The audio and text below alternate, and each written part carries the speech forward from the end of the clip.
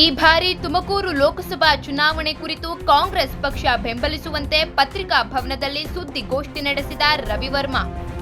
ಈ ಬಾರಿ ತುಮಕೂರು ಜಿಲ್ಲೆಯಲ್ಲಿ ಕಾಂಗ್ರೆಸ್ ಅಭ್ಯರ್ಥಿಯಾಗಿ ಸ್ಪರ್ಧಿಸುತ್ತಿರುವ ಮುದ್ದಹನುಮೇಗೌಡರ ಭೌತಿಕ ಸಾಮರ್ಥ್ಯ ಮತ್ತು ಜನಗಳ ಜೊತೆ ಸ್ಪಂದಿಸುವ ರೀತಿ ತುಂಬಾ ಚೆನ್ನಾಗಿದೆ.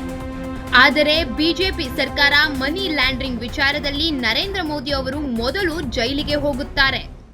ಈ ಬಿಜೆಪಿ ಸರ್ಕಾರ ಸಂವಿಧಾನ ಬದಲಾವಣೆ ಮಾಡುತ್ತದೆ, ಆದರೆ ಅದರಲ್ಲಿ ನಮ್ಮ ಹೆಣ್ಣು ಮಕ್ಕಳು ಮತ ಚಲಾಯಿಸುವಂತಿಲ್ಲ, ಕೂಲಿಗಾರನಾಗೇ ಇರುತ್ತಾನೆ, ಮೀಸಲಾತಿ ಇಲ್ಲ ಎಂಬೆಲ್ಲ ವಿಚಾರಗಳಿಗೆ ಚಕಾರ ಎತ್ತುವುದೇ ಇಲ್ಲ. ಹಾಗಾಗಿ ಈ ಬಾರಿ ಕಾಂಗ್ರೆಸ್ಗೆ ಮತ ನೀಡಿ ಬಿಜೆಪಿಯನ್ನು ಕಿತ್ತು ಹಾಕೋಣ. ಈ ಬಿಜೆಪಿ ಸರ್ಕಾರ ಕೇವಲ ಬಂಡವಾಳಶಾಹಿಗಳ ಸರ್ಕಾರ ಎಂದು ಟೀಕಿಸಿದರು. ಕರ್ನಾಟಕದ ಪುತ್ರಿ ಬಿ.ವಿ. ನಾಗರತ್ನ ಅವರು ಬಿಜೆಪಿ ಸರ್ಕಾರದ ಹಗರಣದ ಬಗ್ಗೆ ಎಳೆಯಾಗಿ ಬಿಚ್ಚಿ ಇಟ್ಟಿದ್ದಾರೆ ಎಂದರು ರವಿವರ್ಮಾ. ಈ ಬಾರಿ ದೇಶದಲ್ಲಿ 200 ಕ್ಷೇತ್ರದಲ್ಲಿ ಬಿಜೆಪಿ ಬಂದರೆ ಹೆಚ್ಚು, ಆದ್ದರಿಂದ ಈ ಬಾರಿ ಕೇಂದ್ರದಲ್ಲಿ ಕಾಂಗ್ರೆಸ್ ಪಕ್ಷ ತರೋಣ. ಇದೇ ಕಾಂಗ್ರೆಸ್ ಸರ್ಕಾರ 2,000 ಹಣವನ್ನು ಹೆಣ್ಣು ಮಕ್ಕಳಿಗೆ ನೀಡಿದೆ, ಬಡವರಿಗೆ ಅಕ್ಕಿ ನೀಡಿದೆ. ಈ ಒಳ್ಳೆ ಉದ್ದೇಶ ಕಾಂಗ್ರೆಸ್ ಸರ್ಕಾರ ಸಾಕಾರ ಮಾಡುತ್ತಾ ಬಂದಿದೆ. ಆದ್ದರಿಂದ ಈ ಬಾರಿ ಕಾಂಗ್ರೆಸ್ಗೆ ಮತ ನೀಡೋಣ ಎಂದರು ದೊರೆರಾಜು.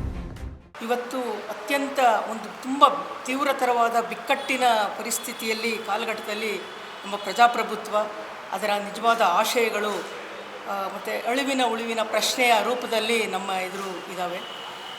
ಇದರ ಆಗುಹೋಗುಗಳು, ಇದನ್ನು ಹೇಗೆ ನಿಭಾಯಿಸೋದು ಅನ್ನುವ ದಿಕ್ಕಲ್ಲಿ ನಮ್ಮ ಚಿಂತಕರು ಎಲ್ಲರೂ ಕೂಡ ಯೋಚನೆ ಮಾಡಿ ಒಂದು ಜನಗಳಿಗೆ ಮತದಾನದ ಜಾಗೃತಿಯನ್ನು ಮೂಡಿಸುವ ಜೊತೆಗೆ ನಾವು ಇದನ್ನೆಲ್ಲ ಹೇಗೆ ನಾವು ನಿಭಾಯಿಸಬೇಕು, ಹೇಗೆ ನಾವು ಸೂಕ್ಷ್ಮವಾಗಿ ಆಲೋಚನೆಯನ್ನು ಮಾಡಬೇಕು ಅನ್ನುವ ದಿಕ್ಕಲ್ಲಿ ಅವರು ಗಮನ ಸೆಳೀತಾರೆ ಅಂತ ನಾನು ಅಂದ್ಕೊಂಡಿದ್ದೀನಿ.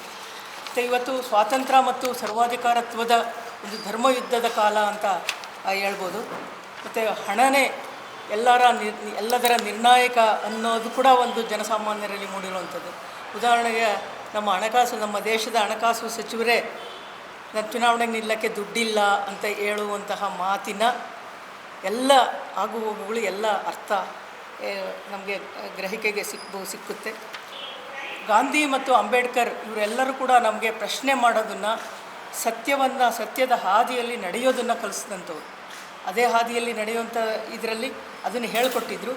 ಇವತ್ತು ಪ್ರಶ್ನೆ ಮಾಡಿದ್ರೆ ಏನಾಗುತ್ತೆ, ಸತ್ಯವನ್ನು ಹುಡುಕೋಕ್ಕೆ ಹೋದರೆ ಏನಾಗುತ್ತೆ ಅನ್ನೋದು ನಮ್ಮ ಕಣ್ಣೆದುರಿಗೆ ನಡೀತಾ ಇರುವಂಥದ್ದು. ಮತ್ತು ಎಲ್ರಿಗೂ ಕೂಡ ಒಂಥರ ಭಯಭೀತ ಆಗಿರುವಂಥ ಒಂದು ಸನ್ನಿವೇಶದೊಳಗಡೆ ನಮ್ಮ ಪರಿಸ್ಥಿತಿ. ಮತದಾರರು ಕೂಡ ಹೇಗೆ ಅಂತ ಅವರು ಹೇಳೋದಕ್ಕೆ ಅಥವಾ ಅವರ ಅಭಿಪ್ರಾಯನ ಹಂಚ್ಕೊಳ್ಳೋದಕ್ಕೆ ಕೂಡ ಹೆದರುಗುವಂಥ ಒಂದು ಸನ್ನಿವೇಶದೊಳಗಡೆ ಇದ್ದೀವಿ. ಮತ್ತು ಒಳ್ಳೆಯದು ಅಂತ, ಕೆಟ್ಟದ್ದು ಅಂತ ಹೇಳುವಷ್ಟು ಧೈರ್ಯ ಕೂಡ ನಮಗೆ ಇಲ್ದಂಗೆ ಆಗಿದೆ ಇವತ್ತು. ಈ ಚುನಾವಣೆ ಆದಮೇಲೆ ನಮಗೆ ಆ ರೀತಿ ಮತ ಕೇಳುವಂತಹ ಸ್ವಾತಂತ್ರ್ಯ ಇರುತ್ತಾ ಇಲ್ವಾ? ಏಕೆಂತಂದರೆ ಈ ಸರ್ಕಾರದ ಮೊದಲ ಶತ್ರು ಅಂತಂದರೆ ಅಭಿವ್ಯಕ್ತಿ ಸ್ವಾತಂತ್ರ್ಯ.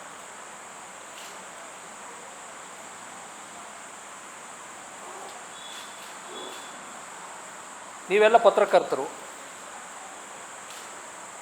ನಿಂತಲ್ಲಿ ಕುಂತಲ್ಲಿ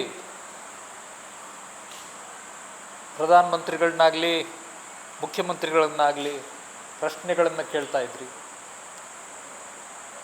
ಪ್ರಧಾನಮಂತ್ರಿಗಳು ಮನಮೋಹನ್ ಸಿಂಗ್ನು 100 ಪತ್ರಕರ್ತರ ಸಭೆಗಳನ್ನು ನಡೆಸ್ತಾ ಇದ್ರು.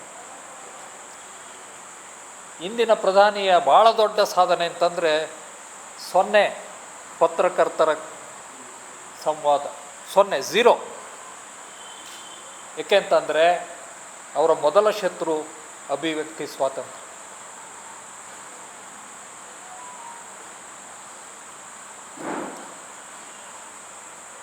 ಎರಡು 2014ರಲ್ಲಿ ಅವರು ಪ್ರಧಾನಮಂತ್ರಿಗಳಾದಾಗ ಭರವಸೆಗಳ ಮಹಾಪೂರವನ್ನೇ ಹರಿಸಿದರು. ಈ ದೇಶದಲ್ಲಿ ಉದ್ಯೋಗವನ್ನು ಅರಸುವಂಥ ಯುವತಿಯರು, ವಿದ್ಯಾವಂತರು ಎಲ್ಲ ಇದ್ದಾರೆ. ಅವರೇನೆ ಈ ದೇಶದ ಬೌದ್ಧಿಕ ಸಾಮರ್ಥ್ಯ, ಭೌತಿಕ ಸಾಮರ್ಥ್ಯ ಮತ್ತು ಸಂಪತ್ತನ್ನು ರೂಢಿಸಿ ದೇಶವನ್ನು ಮುನ್ನಡೆಸುವಂಥದ್ದು. ಅವ್ರಿಗೆ ಮಾಡಿರೋಂಥ ದ್ರೋಹದ ಬಗ್ಗೆ ಮಾತ್ರ ತಮ್ಮ ಜೊತೆ ಹಂಚ್ಕೊಳ್ತಾರೆ. ಏನು ಮಾಡಿದ್ದಾರೆ ಅಂತಂದರೆ, ಈ ಮೀಸಲಾತಿ ಬರೀ SC/ST ಗಿತ್ತು. ಅವ್ರಿಗೆ ಕೊಡಬೇಡಿ ಅಂತ ಮೀಸಲಾತಿ ವಿರೋಧಿ ಚಳುವಳಿಗಳು ದೇಶದಲ್ಲಿ ನಡೆದು ಭಾಳ ಎಲ್ಲ ನಡೆದು, ಅದರ ಪ್ರೇರೇಪಣೆಯಿಂದ ಬೇರೆ ಬೇರೆ ಹಿಂದುಳಿದ ವರ್ಗಗಳು ಮತ್ತು ಅನ್ಯಾಯಕ್ಕೆ ಒಳಗಾದವರು ಅಥವಾ ಈ ಥರ ನಮಗೂ ಬೇಕು ಅಂತ ಕೇಳೋವಂಥವ್ರು ಮೀಸಲಾತಿ ಪರವಾದ ವೇವು ಇದು ಜಾಸ್ತಿ ಆಯಿತು. ಎರಡೂ ಕಡೆಗಳನ್ನು ಗಮನಿಸಿದರು.